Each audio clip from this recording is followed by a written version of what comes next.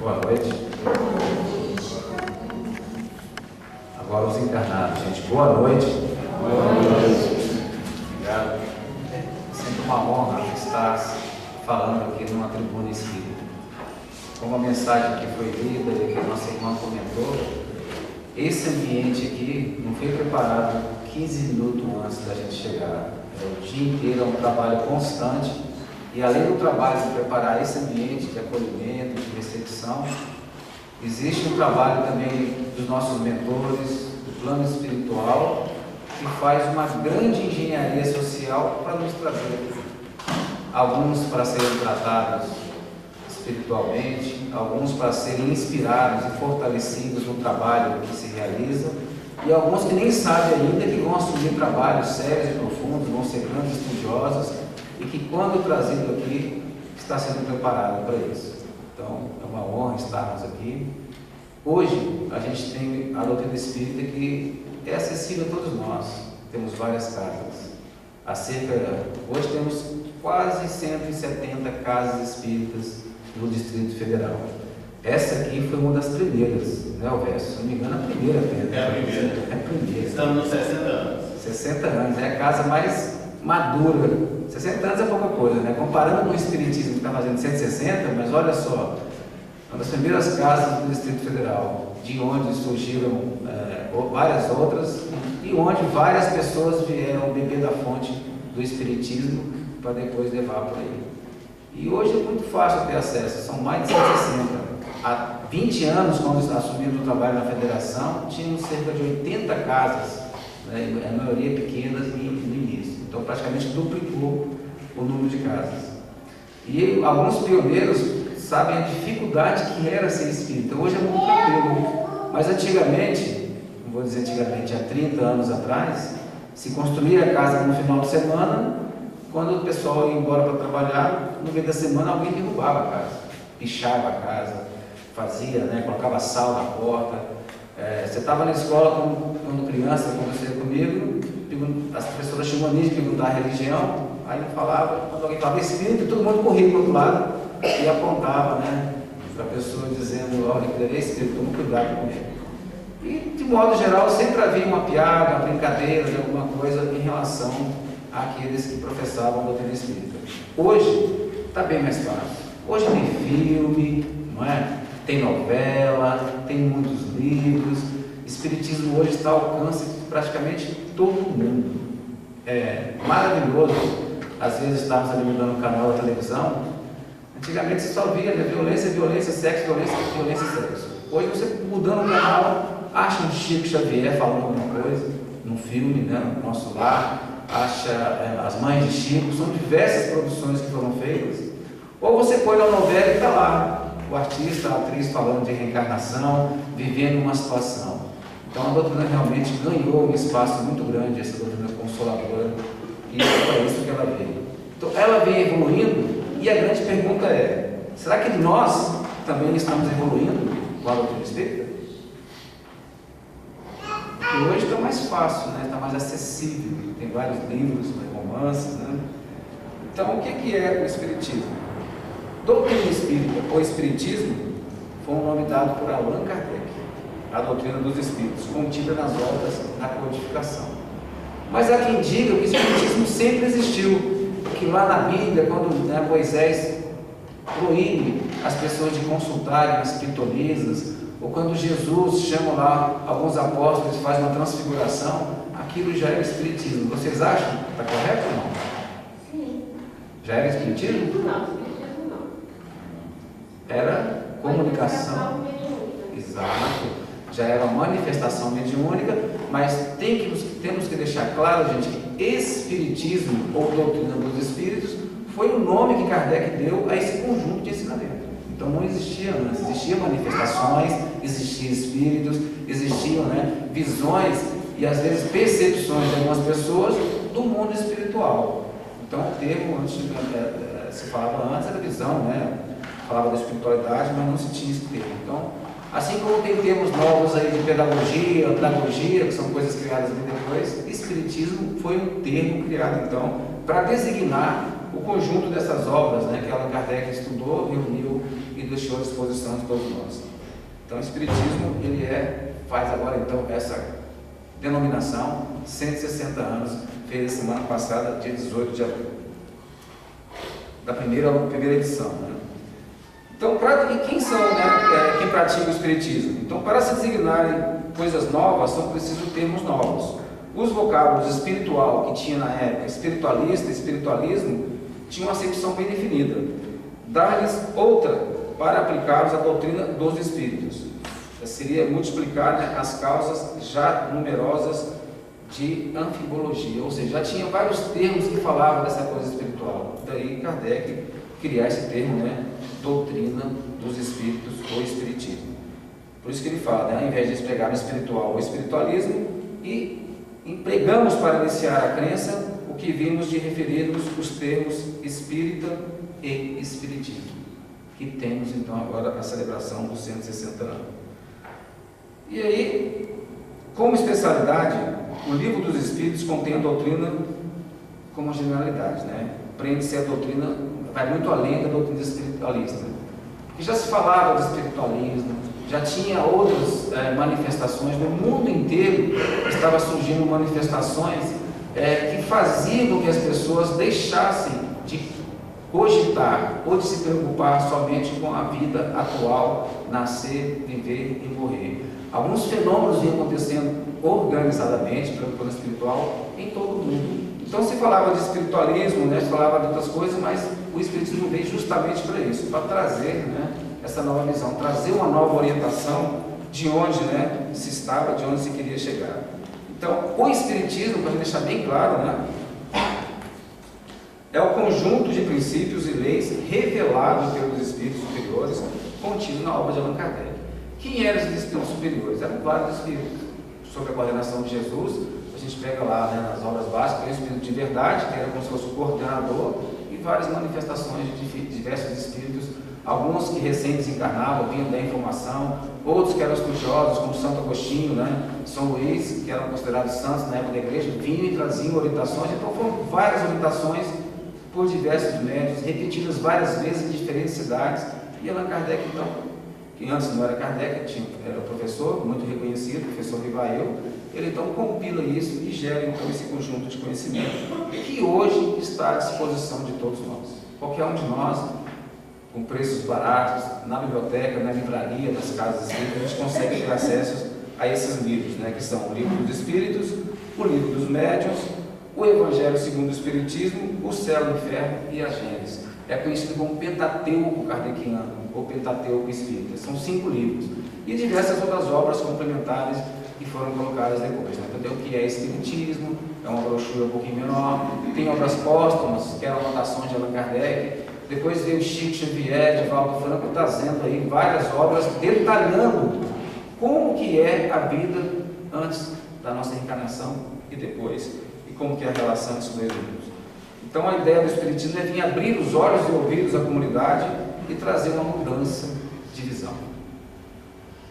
E se nós, que tivemos acesso a isso, não mudarmos a visão e a forma de conduzir nossa vida, vamos atuar como aquele invigilante que ouve as palavras de Jesus e que ele compara no final do Sermão da Montanha, que quem ouve as suas palavras e não as pratica, porque o Espiritismo ele é eminentemente o cristianismo traduzido, revelado, ampliado, que traz de volta para todos nós a mensagem de Jesus na sua essência. Aquele que constrói a casa, aquele que ouve e não as pratica, é como aquele que constrói uma casa sobre a areia. Aí vem a tempestade, vem as chuvas, e a casa cai, e a ruína vem para essa pessoa. Que casa é essa que nos fala Jesus no Sermão da Montanha, que cai quando a gente ouve a palavra dele, entende, que ela é acessível a todos nós, e não as pratica? É a nossa casa espiritual, é a nossa fé, é a nossa causa moral. Porque todos nós sabemos aí, no próprio princípio do Espiritismo, da lei de causa e efeito, que não viemos aqui a passeio. A nossa vida não vai ser um mar de rosas, ou a paz que nós almejamos, como é a paz que muitas pessoas do mundo professam, preguiça, abastança, tranquilidade, pouco trabalho, muito dinheiro. Essa paz não é para aqueles que vêm buscar a mensagem de Jesus. A mensagem de Jesus é aquela batalha constante do bem contra o mal, mas de consciência tranquila. Então a paz dele é a construção de uma consciência tranquila. E essa mudança de visão, não sei se está bem claro para vocês daí, é mais ou menos a visão que se tinha antigamente sobre o mundo. As pessoas tinham a ideia de que o mundo era plano, que o mundo estava escorado de alguma forma e que se as pessoas se lançassem ao mar para navegar, iriam cair na borda do mundo. E essa era a crença vigente, era a crença alimentada pelas ideologias dominantes daquela época. E quando a gente pega hoje, lê os diários de bordo, os grandes navegadores, havia sempre uma preocupação da tripulação de em algum momento cair. E quando alguém não voltava, porque pegava uma tempestade no mar, se afogava, eram embarcações bem frágeis na época, não se compara como hoje, sistema de comunicação muito precário, as pessoas falavam, não, caiu da borda do mundo, porque se tinha essa ideia. Então, a crença de que o mundo era plano e que se fosse muito longe, cairia da borda, limitou demais a evolução dos povos, a integração e a descoberta de novos caminhos. Mas aí veio a necessidade, a inspiração espiritual e aqueles primeiros grandes navegadores, então, inspirados pelo plano espiritual, saíram à busca de novos caminhos. E hoje, naquela época, alguns deles ousaram falar que a Terra era redonda, observando graveto, sombra, movimento da Lua, do Sol, da Terra em torno da Lua e do Sol, então, alguns chegaram a ousar dizer que a Terra era redonda. Alguns até foram mortos, alguns foram ameaçados, alguns tiveram que voltar atrás, não aceitar para poder continuar vivo. Mas hoje, alguém tem dúvida que a Terra é redonda? Tem gente que tem dúvida como foi na Lua, Tem gente que fala que é um truque fotográfico, um truque cinematográfico. Mas de que a Terra é redonda, hoje já não se tem mais dúvida. Hoje nós não limitamos mais nossas viagens, o mundo inteiro está integrado. Nós nos comunicamos, navegamos de avião, de barco, de várias formas, as pessoas se integram, os continentes se integram. Ou seja, quando se descobriu isso, quando se descobriu as Américas, foram novas possibilidades, alguns ficaram com medo, não quiseram vir, ficaram lá, mandaram alguém vir na frente, mas foi uma revolução, uma grande revolução da humanidade, para buscar alimento, para buscar novas terras, para buscar novas riquezas. Então a humanidade cresceu, expandiu-se. Então a doutrina espírita vem hoje para nós trazendo um novo horizonte. A vida nossa não está limitada, como pensavam eles, entre a borda do mundo, entre o nascer e o morrer.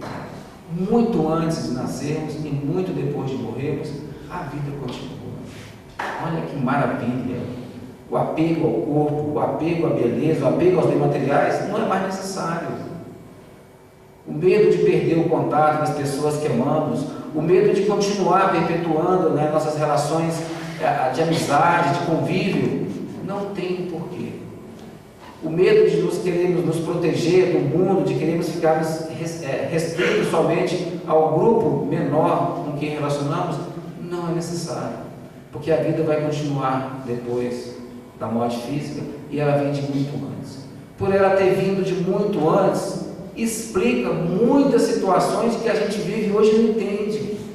Situações de resgate, situações de convívio com pessoas difíceis, situações de bênçãos que aparecem no nosso caminho, é porque tem uma explicação de uma origem que vem das nossas vidas anteriores. E conforme nos relatos dos Espíritos, com a grande descoberta da comunicação dos Espíritos, o que você vai viver depois dessa vida está sob suas mãos. Hoje nós somos escravos do nosso passado, não tem como mudar o passado, voltar atrás e mexer. Mas nós somos donos do nosso futuro. E se nós queremos uma felicidade para nossas próximas encarnações, para as próximas gerações aqui da Terra, ou para a nossa condição no plano espiritual, a gente decide hoje, agora, a mudança de comportamento. Porque o que todos eles nos revelaram, com as comunicações de diversas formas, que vamos aqui até revelar algumas, é que a vida segue conforme Jesus diz, a cada um segundo as suas obras. Daí de posse desse conhecimento, com essa mudança de visão que nós tivemos da vida física, não está restrita como se fosse uma ilha, mas sim em uma imensa possibilidade de convívio, de buscas, de vivências. Nós temos que então refletir de como estamos vivendo. E muitos de nós, por nossas limitações, tantas vezes nos emocionamos com as palestras, pegamos os livros espíritas, os romances, muitas vezes vamos às lágrimas, como pega, por exemplo, uma 2000 anos, que conta lá a história de Poucos Lentos, encontrando com Jesus, naquela saga, os primeiros cristãos sofrendo, Ave Cristo, Paulo e Estevão, aquela luta do apostolado, a gente se emociona e parece que é como se fosse um filme, como um livro comum, a gente vira as páginas, fecha o livro e a nossa vida continua igual, muitas vezes.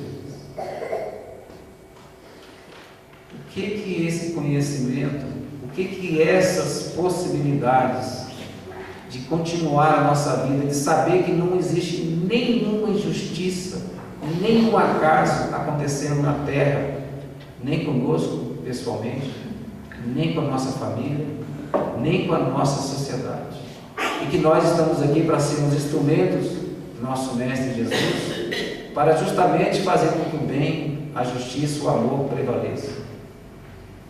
Que não precisamos ter medo, precisamos então despertar e tomar posse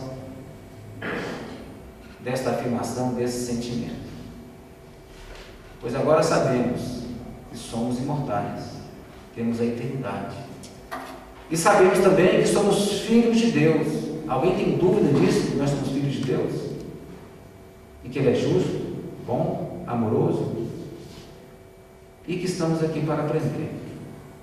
Então, o nosso convívio com os familiares, com a sociedade, na casa espírita, os nossos embates emocionais com as nossas trevas e com as nossas luzes que trazemos ainda dentro de nós, treva e luz, não é pelo fato de nós termos acesso ao conhecimento, lermos, nos emocionarmos que amanhã estamos mudando. Não é simples assim, não é fácil.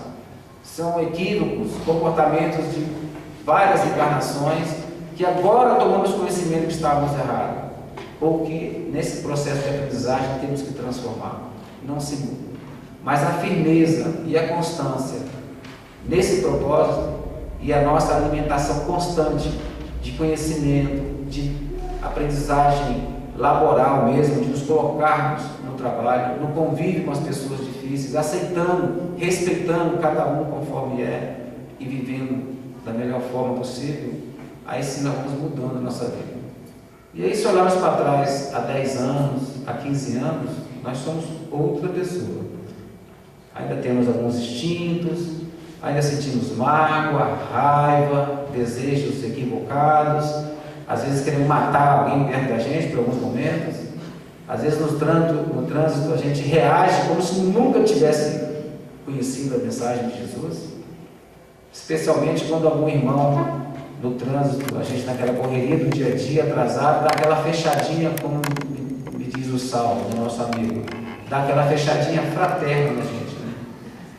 Aí a gente pensa e deseja para aquela pessoa que a terceira geração dela, né, seja feliz. Então é um exercício que a gente tem que fazer mesmo. Quando alguém pisar no nosso carro, né, alguém fazer uma dessa, porque se fala-se muito das ações, das obras, mas é especialmente nas reações que nós revelamos quem verdadeiramente somos. Porque quando agimos, premeditamos. Vamos fazer sopa, né? Vamos visitar o asilo, vamos ajudar alguém, ou vamos agir de tal forma, vou assistir a aula, a palestra, vou preparar o material para a juventude. Agora, quando alguém passa e aperta algo que está ferido em você, ou ataca um sentimento seu que ainda está em processo de cicatrização, aí a gente reage. E aí, quando reage, vem as palavras, sentimentos, emoções, que se a gente não estiver cogitando coisas boas, elas vêm e afloram e tomam conta da gente.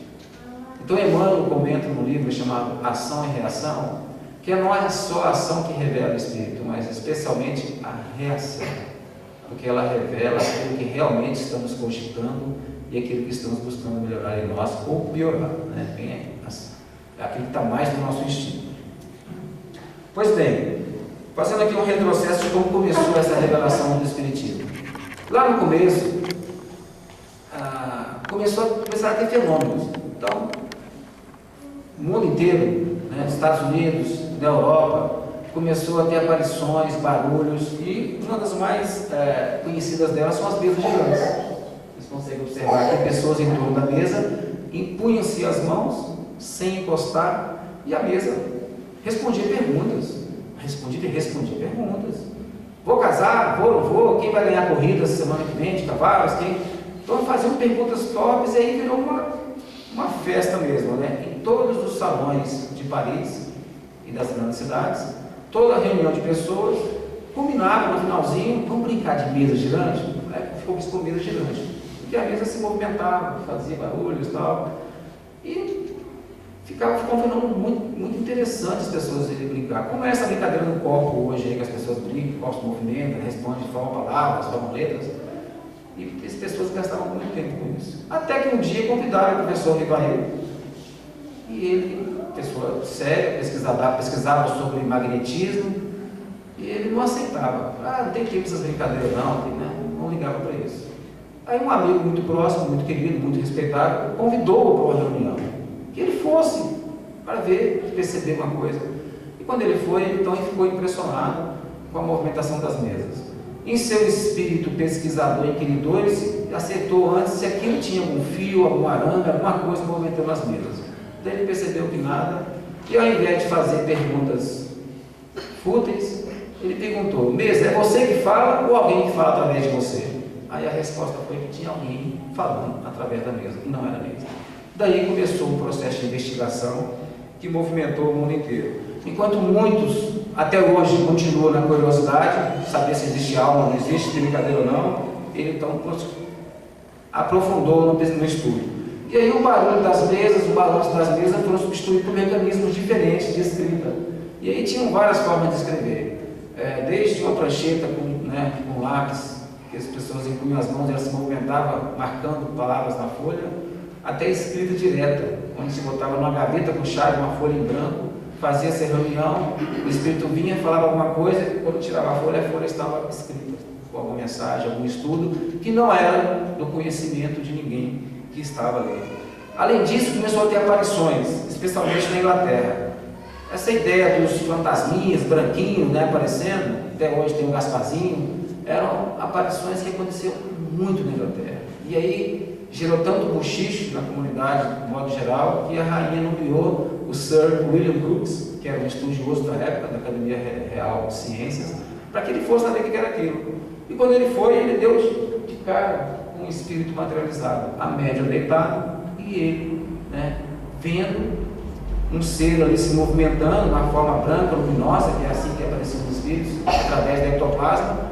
E ele ficou impressionado, então começou a perceber que era uma inteligência, era um outro ser, era um ser distinto. O médium era um, o espírito era outro, e foi estudando, e quando ele revelou que era verdadeiro aquelas aparições, ele foi taxado de louco, para variar, com os grandes cientistas. Aqui são outras aparições que aconteceram também no mundo inteiro. Espanha, começou a aparecer na Espanha. Na Espanha tinha um caso interessante, um advogado famoso, conhecido, chamado César Lombroso. Ele escrevia para os jornais, era muito conhecido. E ele falou, foi convidado para uma reunião dessa, mas que ele não iria, que achava que era tudo charlatanismo, que era impossível aparecer espíritos, comunicações, que a Deus não permitiria isso, que Moisés proibiu isso.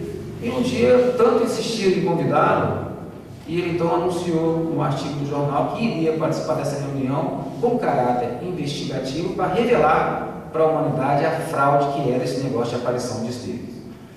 E na época era um médium que Eusapia Paladino, uma médium também que tinha uma capacidade de doar ectoplasma, de fazer aquela energia aparecer, os espíritos aparecerem através dela, materializava flores, faziam curas das pessoas, os espíritos vinham, andavam, conversavam com as pessoas, tocavam, e antes de ir embora, pedia para botar uma coisa de cera quente, botava a mão na cera quente, o espírito tirava e deixava na mesa. Isso aconteceu em várias reuniões de materializações, como eram chamadas, mostrando que era possível comunicar. Quando o Lombroso vai até essa reunião, ele que era um advogado criminalista, até hoje tem livros publicados, ainda estudados sobre ele, quando ele vai para desmascarar, anunciou no jornal quem aparece na frente dele? A mãe dele, que ele tanto amava. E ele, num processo incontrolável, se ajoelha, se joga no chão, aos pés dela, chora, ela só passou a mão na cabeça dele, e ele dizia Mamma Mia, e chorava copiosamente como uma criança. No outro dia, ele vai no jornal e escreve que tudo aquilo que ele falava, ele estava errado, e que realmente os espíritos se manifestavam e apareciam. E, lógico, gerou uma convulsão danada. Então, gente, são provas e fenômenos mostrando que a vida continua. Eram espíritos que voltavam. Aqui é Chico Xavier e Valdo Vieira. Na verdade, aqui é só o Valdo Vieira. Com um espírito materializado em Irmã Josefa, em reuniões no Brasil. Essas reuniões começaram a aparecer no mundo inteiro. Lógico, despertou curiosidade. E eles tinham cuidado de chamar médicos, chamar cientistas, chamar peritos, policiais, para participar da reunião e depois fazer um manifesto dizendo se era verdade ou era mentira. Então, no Brasil, se pegar, né, as mensagens, as reuniões da época, as atas das reuniões, tinham pessoas atestando e comprovando, pessoas de fé pública, que as materializações eram verdadeiras. Aqui, assim, o Chico Xavier também, e o médium Peixotinho, que era um médium que tinha conhecido, né, tinha a capacidade, ele entrava em transe, começava a sair essas energias, parecia uma fumaça leitosa, iluminada, e o espírito, então, moldava essa fumaça e tomava a forma do seu espírito. E aqui está aqui a médium, um espírito, né, caminhando, tocando as pessoas. Eu conheço algumas pessoas que participaram de reuniões como essa. Não sei se aqui alguém já teve oportunidade, mas diz que é emocionante. É emocionante porque as pessoas têm um preparo antes de orações, de jejum, de palavras, de pensamento, de leitura. E era muito comum, quando Emmanuel participava, a irmã Sheila, vários espíritos iluminados, assim, pela bondade, as pessoas começavam a chorar, se ajoelhavam também, involuntariamente. E alguns até começavam a falar, não merecia estar ali, começavam a contar os podres publicamente.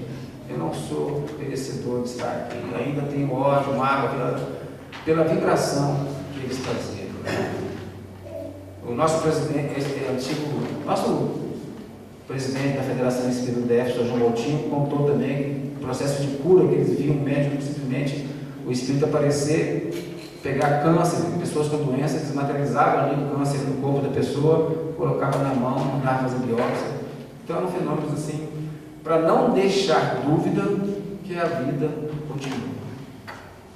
Mas teve alguns que tocavam, falavam com os espíritos e depois continuavam. Será que é verdade? Porque o fenômeno dá aquele impacto visual, mas só o estudo profundo mexe com a nossa capacidade de saber e de mudar, né, pelas questões de comparar. Será que é verdade? Será que tem lógica? Será que faz sentido? E aí, com o estudo, aquelas dúvidas internas vão se consumindo, vão esclarecendo, e a pessoa então se convence e aí muda o seu comportamento. Por que será que uma Madre Teresa se sacrificou tanto assim pela missão? Chico Xavier, Divaldo e Dulce. Ou seja, a alma se aposta, se apodera daquela informação, daquele saber e aí toma a frente, né, em novos desafios. Aqui são outras fotos. E aí, tudo isso gerava um certo questionamento social, uma resistência das igrejas dominantes da época, e teve um fato muito importante que ajudou muito na divulgação do Espiritismo, foi um auto de fé, né? Um amigo de Kardec, que morava em Barcelona, falou: Kardec, ele era livreiro, Morris, falou: manda aí alguma coisa, estão falando aqui, só se fala desse negócio de espírito, me traz aí uns volumes. E ele então embalou algumas edições e mandou para ele. Só que quando chegou, ele pagou Kardec, é só para entregar. Quando chegou lá em Barcelona, o bispo da cidade falou: não, isso aí é coisa do demônio. Levou tudo, confiscou, levou em praça pública e tacou fogo. No que tacou fogo, a plateia que estava em volta achou estranho aquele movimento, os soldados da igreja mexendo, começou a questionar e fazer uma espécie de motim ali. Eles correram, todo mundo, ficou aquele monte de coisas queimadas, tentaram apagar e ficaram páginas soltas. E essas páginas despertou tanta curiosidade que teve que mandar muito mais, e várias pessoas então passaram a querer saber o que era aquilo que a igreja estava tacando fogo, e que as pessoas começaram a pegar fragmentos e ver que tinha alguma informação interessante aí. E aí gerou uma grande divulgação para o Espiritismo. E depois veio Chico Xavier, que foi uma das pessoas, um dos médicos, missionários, que trouxe, né, esses livros que eram praticamente livros filosóficos, são perguntas e respostas, com exceção, né, assim, do Evangelho. A maioria deles tem muitos questionamentos, perguntas e respostas. E nem todo mundo tem a facilidade de ler e de entender. Por isso que merece um estudo aprofundado, detalhado, esclarecimentos sobre essas obras. E aí Chico trouxe como se fossem romances, contando a vida no plano espiritual. O nosso lar, então, quando veio, trouxe assim uma clareza de como que era do outro lado. Porque tanto no livro A Gênese, como no livro O Céu e o Inferno, Kardec chegava a convocar alguns espíritos que eram conhecidos ali, que vinham depois da morte e revelavam o que era. Alguns felizes, falando que por terem feito o bem, estavam muito felizes no plano espiritual. Outros infelizes, que acharam que a vida era só aquele momento e diziam o quanto que era difícil chegar do outro lado da vida, com um pensamento de que a vida só acontece aqui. Com materialismo, né, com um esforço de somente em torno do comer, do beber, do sobreviver, e não cuidar, né, de virtudes que poderiam ajudar no plano espiritual. E aí, mas eram resumos curtos, mensagens que Kardec tinha cuidado de questionar. Agora Chico não, veio romanceando, detalhando como que é o nosso lar, como que eram as plantas, o jardim, o lago, como que era a convivência, como que era a desencarnação, como que era a encarnação. Então ele veio como um grande mensageiro aí, trazendo essas obras. Mas ainda hoje, muitas obras ainda permanecem só dentro da casa espírita. E como todos nós somos beneficiários dessas obras, elas nos trouxeram consolo, saber que a vida continua, saber que muitas pessoas podem receber mensagens de entes queridos provando que estão vivos. Essas mãos de cera, no Rio de Janeiro teve um fato interessante. Uma pessoa tinha desencarnado há pouco tempo, apareceu materializado numa reunião e deixou a mão. E o pessoal pegou a digital e foi conferir com os documentos como estava vivo. A digital era a mesma ainda do perispírito e do espírito da pessoa que estava encarnada. Ou seja, deixando claro. Tem mensagens, como aconteceu aqui no caso de Goiânia, né, do menino que estava brincando com arma, matou o amigo, onde a mensagem do espírito com assinatura idêntica, que os peritos de grafia analisaram e falaram: quem assinou a mensagem através do Chico é o mesmo que fez a assinatura da identidade que tinha estado. Ou seja, foi até usada como prova para inocentar o rapaz que estava sendo acusado da morte do companheiro, sendo que tinha sido um acidente. Então não tem mais por que duvidar. Só duvida quando a gente se nega a aceitar. Então, como todos nós já fomos beneficiados disso, né?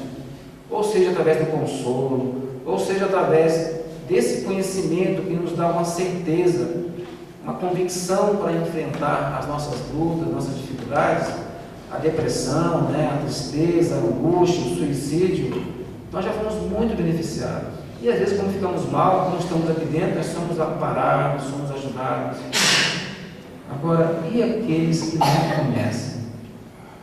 E aqueles que não têm nenhuma informação sobre isso, que pelo contrário, ouvem falar que isso é coisa do demônio, que esse tal do espiritismo não é de Deus, que essas pessoas são perigosas. E quando eles enfrentam a morte de alguém muito querido? E quando eles passam por uma doença incurável, que às vezes a fé que eles têm não sustenta? Recebi uma amiga de uma outra religião que ela tinha perdido um filho único num acidente de voo. E ela chorava, ela perguntava: por que Deus fez isso comigo? Ela sempre foi religiosa, sempre levou os filhos para a igreja, eu fui para a igreja. E ele morre numa situação boba, infantil. Por que Deus não salvou ele? Onde que Deus estava? Logo ela, tão temente, tão fervorosa, e ela não aceitava. E ela falou que a igreja dela não dava respostas. E ela então veio buscar socorro na casa espírita, e a gente com muito carinho, com muito cuidado, para que ela não largasse a religião, não se decepcionasse, e ela foi buscando e encontrando respostas e consolo. Há pouco tempo estava numa feira do livro também, lá no ginásio, e estou lá propagandeando o livro, na feira do livro, e uma senhora chega perguntando: vem cá, vocês sabem mesmo que a vida continua do outro lado? Eu falei: sim. E ela então sentou e começou a chorar. Aí a gente, com cuidado ali, porque estava público, no meio das pessoas, trouxemos ela para dentro do quiosque, para que pudéssemos fazer um atendimento mais fraterno, mais adequado. E ela então falou que o filho dela foi ajudar, estava numa periferia perigosa de Brasília, foi deixar a namorada em casa, e quando ela estava deixando a namorada, chega um carro e baleia várias pessoas que estavam na rua, era uma briga de rua. De repente sai uma criança dentro de casa, se abraça a um dos corpos e pede socorro: ajuda que é meu pai, socorro, socorro. E esse rapaz então, naquela decisão, bota a menina para dentro, pega o rapaz, põe no carro e vai levar para o hospital. No que ele teve no hospital, os bandidos que balearam todo mundo, viram que tinha um vivo, voltaram e balearam todo mundo, inclusive ele. E ela não aceitava que ele, inocente também, temente a Deus, frequentador da igreja, para tentar ajudar alguém, perdeu a vida. E aí a gente começa a conversar e percebe o benefício que é saber, para as pessoas que não têm essa noção, que a vida continua, que não existe injustiça, que tem uma lei de causa e efeito, que se aquilo está acontecendo naquele momento, não é porque Deus está brincando com as pessoas ou testando a fé das pessoas, mas que existe ali uma razão maior de ser, e que se a gente não entende, pelo menos vamos aceitar por confiar em um Pai justo e amoroso, que não estamos desamparados. E a gente vai percebendo que tem muita gente que não tem a menor noção do que é Espiritismo, que está precisando muito dessa mensagem, da mensagem de consolo, da mensagem de esclarecimento quanto às angústias que estão passando. Hoje a gente vive uma grande doença coletiva no mundo, que em 2030 deverá atingir todas as famílias, que é a depressão.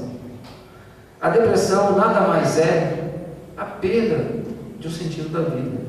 As pessoas, para quem já teve a oportunidade de conviver, não vai encontrar mais razão para viver, não tem mais sentido.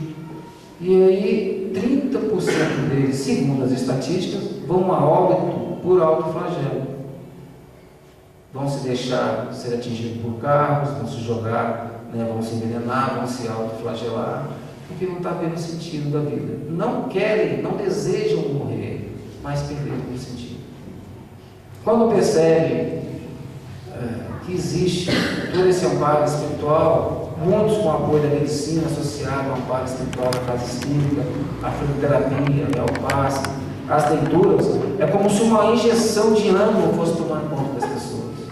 Então é uma mensagem muito consoladora, muito esclarecedora, que nós não podemos deixar restrita somente dentro das quatro paredes da casa espírita.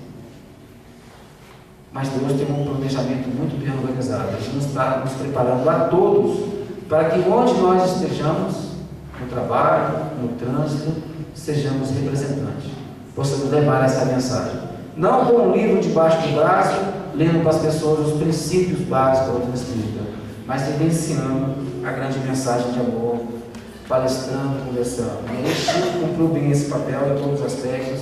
Raul Teixeira, Divaldo Franco, foram aqui os maiores, mas temos um monte de outros espíritos aí. E a missão que cada um de nós recebeu é essa: pregar o novo dogma da reencarnação. Ou seja, a vida não inicia quando nascemos e não termina com a morte do nosso corpo. Começou antes e continua depois. E em torno disso vamos encontrar respostas e esclarecimento de todas as grandes dificuldades e males da humanidade. Então, ou seja, o Espírito reencarna e eleva conforme vai viver. Conforme tenha cumprido bem ou mal as suas missões e suportado as provas terrestres. Porque nesse processo de crescimento do nosso espírito, assim como um soldado que é preparado para a guerra, para enfrentar batalhas, nós vamos passar batalhas eternas, batalhas e dificuldades que vão fazer com que o nosso espírito brilhe.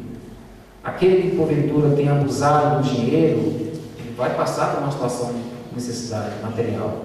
Aquele que abusou do poder vai ser um subalterno, não pode se revoltar.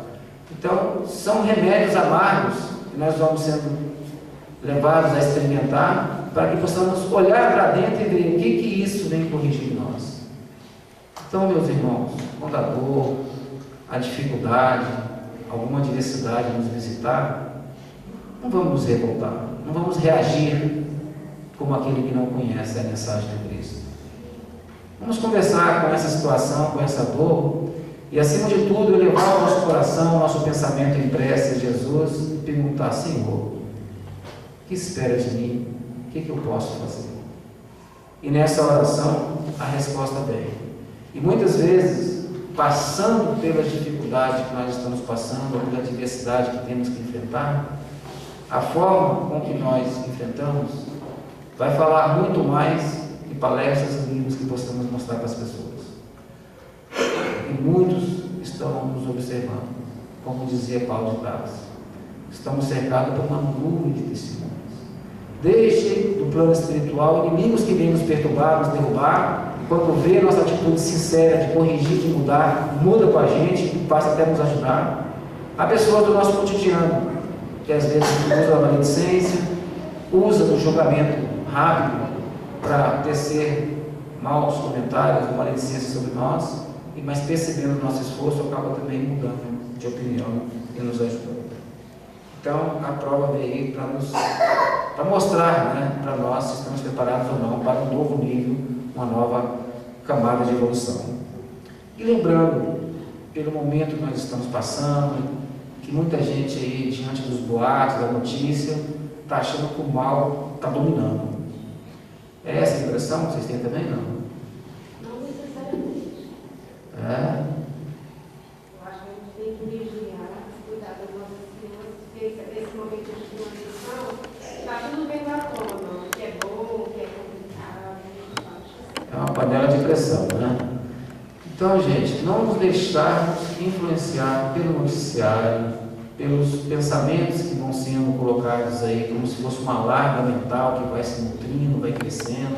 São formas de pensamento que aqueles que se alinham, se afinam com ela, muitos acabam caindo em depressão, acabam desistindo, se entregando a todo mundo faz, vou fazer também. E por mais que esteja errado, não é porque todo mundo faz que está certo. E se ninguém está fazendo, você acha que é certo, faça, porque mesmo que ninguém esteja fazendo, se é correto, faça correto. Resista, persista no bem, alinhe-se aos falanges do plano espiritual que estão aqui na Terra para essa grande mudança. Não nos deixar. Parece que o mal predomina. Parece. Quando questionado, Kardec falou, né, questionou o plano espiritual, os espíritos superiores, da codificação, eles falaram que o mal parece predominar pela timidez das pessoas de bem. Quando as pessoas, que o mal é usado, o mal é usado mesmo, quando as pessoas de bem quiserem, o bem vai predominar. E na última questão do Livro dos Espíritos, ele deixa muito claro para nós. De novo, Kardec questiona: poderá jamais implantar-se na Terra o reinado do bem? Que nós estamos nesse momento de transformação, é uma honra para nós estarmos aqui nesse momento. Estamos preparados, e aí nós temos que agir conforme preparados. O bem reinará na Terra quando entre os espíritos que a vêm habitar, os bons predominarem.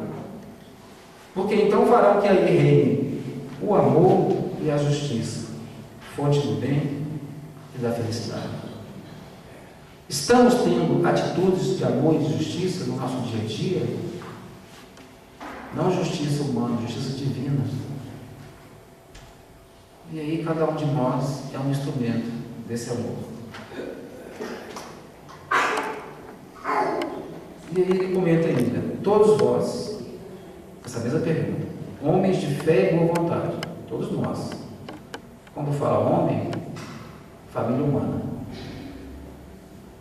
Trabalhai, portanto, com ânimo e zelo na grande obra da regeneração, que colhereis pelo centro o grão que houveres semeado. E o grão que a gente semeia é a palavra de consolo, ou o silêncio, caridoso, o gesto de bondade, a atitude de aceitação e respeito às diferenças e às perturbações do outro e da nossa própria perturbação também. Então, meus irmãos, a mudança está acontecendo. Essa mensagem veio e ela vai alcançar o mundo, porque tem um trabalho organizado do plano espiritual com os espíritos que já reencarnaram na Terra, que somos nós, de fazer esse bem prevalecer. A escolha de cada um de nós, se vamos adiar um pouco ou se vamos agora tomar essa atitude. Que Jesus nos ampare, então, e que esse consolo que todos nós já recebemos, esse esclarecimento, possamos levar também a todos no nosso caminho. Que Jesus nos ampare e abençoe a todos.